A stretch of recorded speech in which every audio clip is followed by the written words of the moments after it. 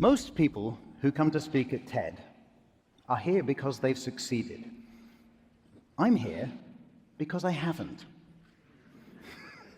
For the last 10 years, I have been helping conference speakers, business leaders, entrepreneurs to prepare and deliver powerful presentations.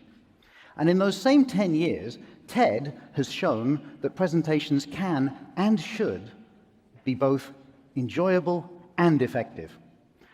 But 10 years on, despite TED and despite my best efforts at schools, at conferences, at companies, most presentations still do this to their audiences.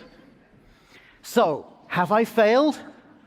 No, I just haven't succeeded yet. And to succeed in making all presentations resonate with their audience, I need your help. That's why I'm here. So I'd like to share with you the 3 magic ingredients of powerful presentations. Okay, let's just pause there for a moment. Now, I've told you what I'm going to say. The question you should be asking is, so what? What's in it for me? Why should I care? And that is a really important question because the first magic ingredient is, in fact, the audience. The audience is the magic ingredient in every presentation. This is not my talk, it's yours. Every presentation should be made to measure for a specific audience in a specific context. So why should you care about the magic ingredients of great presentations? Well, it's very important, right? It's really important to understand that we all have to listen to presentations. Wouldn't it be great if they weren't all so boring? But we don't just listen to presentations, we also have to give presentations, right? How many of you ever have to give presentations? I think if we're honest, we all do. Sooner or later, at school, at work, and also in interviews, we all have to present with or without slides. And it's how well we present that will make a huge difference to how well we succeed. That's why you should care. So that's the first magic ingredient, the audience. Always make it special for them. The second magic ingredient is the speaker. Now, okay, you're probably looking at me and thinking, well, Phil, not very magical. Thanks, by the way.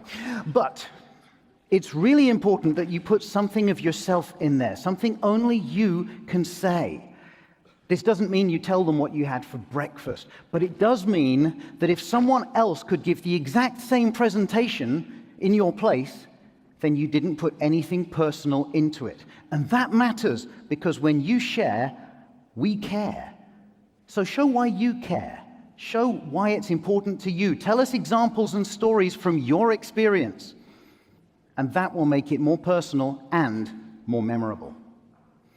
So those are the first 2 magic ingredients, the audience and the speaker.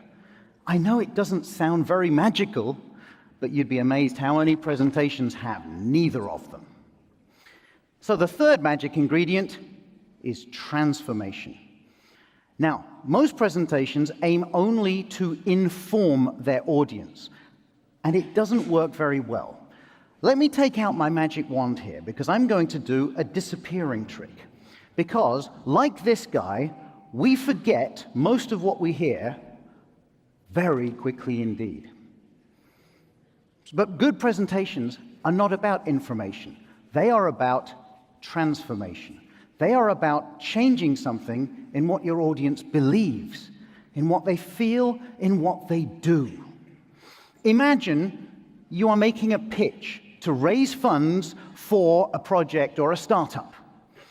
After your pitch, the audience knows everything they need to know, but they don't fund you. Did you succeed? No. Now imagine that after your pitch, your audience does give you the funds because they feel confident and trusting, and they believe that your project will be successful and it's a good investment. All of that is not information, it's transformation. So it's easy for me to say, don't inform, transform, but how? Well, every magician needs a magic wand, and here is yours. It's called the Audience Transformation Roadmap.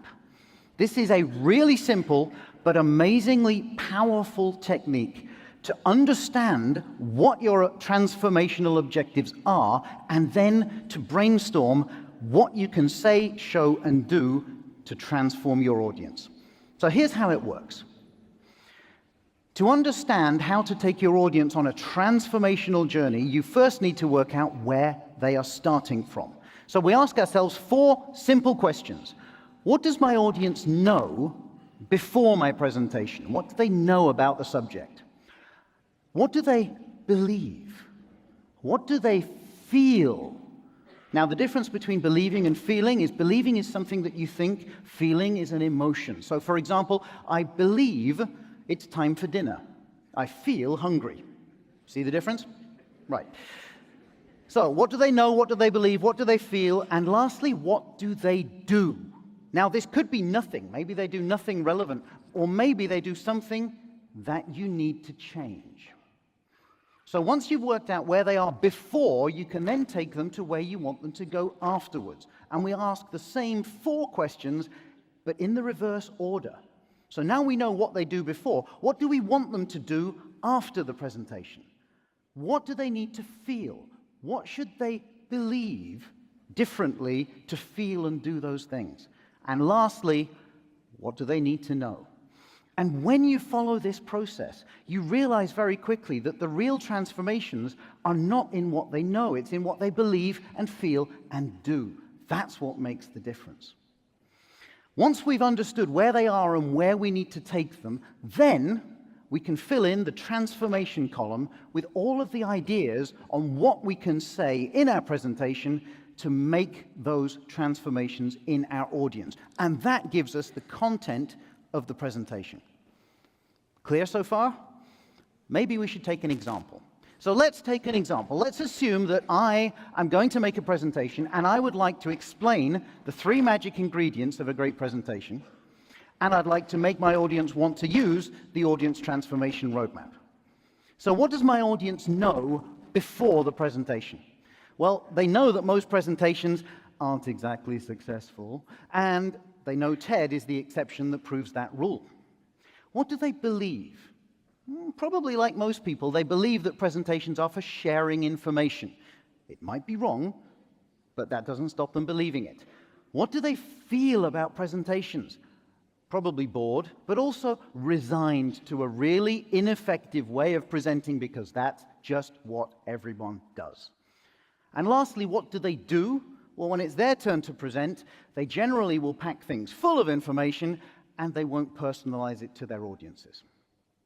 So what do I want them to do after my presentation? Well, afterwards, I'm going to want them to aim to transform their audience every time they present, to change something in their audience.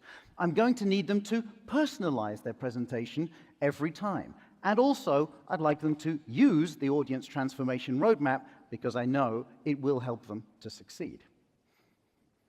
What do they need to feel to do those things? Well, if they still feel bored or resigned, they're not going to do very much. So they need to feel curious about this new technique. They need to feel motivated to try it and optimistic that it can work for them. What do they need to believe to feel those things? Well, they'll need to believe that the roadmap can actually help them to succeed in their presentations. And then lastly, well, what do they need to know to believe, feel, and do those things? Well, they'll need to know the 3 magic ingredients. That's pretty basic. They'll need to know presentations are bad at information but great at transformation. And they'll need to know how to use the Audience Transformation Roadmap. Okay, now we've worked out where they were and where I'm going to want to take them. What can I do now? I fill in the transformation column. So what can I say or show or do to make those transformations? Now, usually, I'm using a flip chart and I'm using some sticky notes here. So I'm going to use virtual sticky notes. Let's start at the top. We're going to need to make sure they know the 3 magic ingredients, so I'm going to need to talk at some point about the audience, about the speaker, and the transformation. They need to know that presentations are bad at information, so maybe I should tell them that we forget most of what we hear very quickly. Perhaps I could find a visual way to show that as well. What next? They need to know how to use the roadmap, so I better show it to them, and I guess I could make it even clearer by going through an example.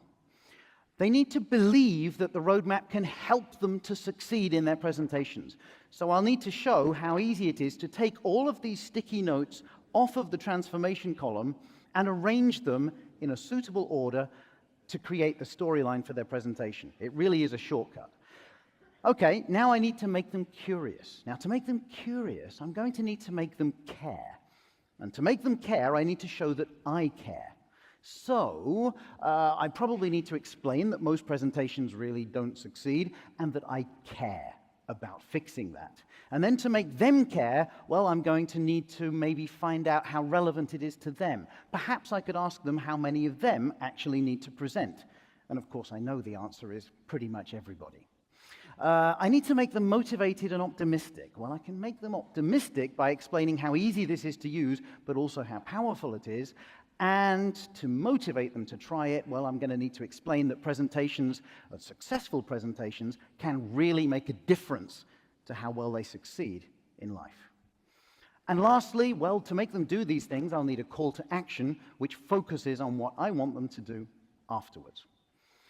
So, there we have it. That's a very accelerated version of the brainstorming. But it doesn't need to take long. What we have now is just enough relevant ideas on how we can transform our audience. So what happens next? Well, this is where I'm going to take my magic wand out again, because this is where the presentation magic happens. Because this is where you can take all of these sticky notes off of the transformation column, prepare a suitably magical storyline, and then arrange all of these ideas back into that storyline, and hey presto, there's my presentation. Now, you might recognize this one because this is the presentation that you have been watching for the last 10 minutes. And this is where we are now. Isn't that magic? So, now you know what happens next. Next, I need to explain how simple this can be and how powerful. And it's so simple, it doesn't take an expert. Thousands of people have already used this technique to prepare and deliver fantastic presentations of all kinds, from TED Talks to the boardroom. But more than presentations, they've used it also for emails, for proposals, for preparing interviews, for preparing conferences.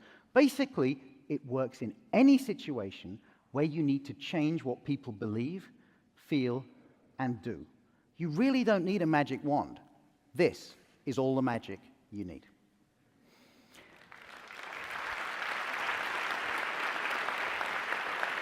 Thank you. Thank you. So now I need to give you a call to action. And here it is. Remember those three magic ingredients of every great presentation: the audience, the speaker, and the transformation you want to create in your audience. Try using the audience transformation roadmap for your next presentation, and you'll be amazed at how well your ideas resonate with your audience. And lastly, please remember, I need your help. I cannot cure the world of bad presentations on my own. But together, we really can make a difference. So by all means, share this with anyone you know who needs a dose of presentation magic. It could be your colleague, your teacher, your boss, but you all know someone. But most of all, every time you get to present, focus not on informing, but on transforming your audience. That's where the magic happens. And if you can succeed in changing what your audience believes, feels, and does, there truly is no limit to what you can achieve. Thank you.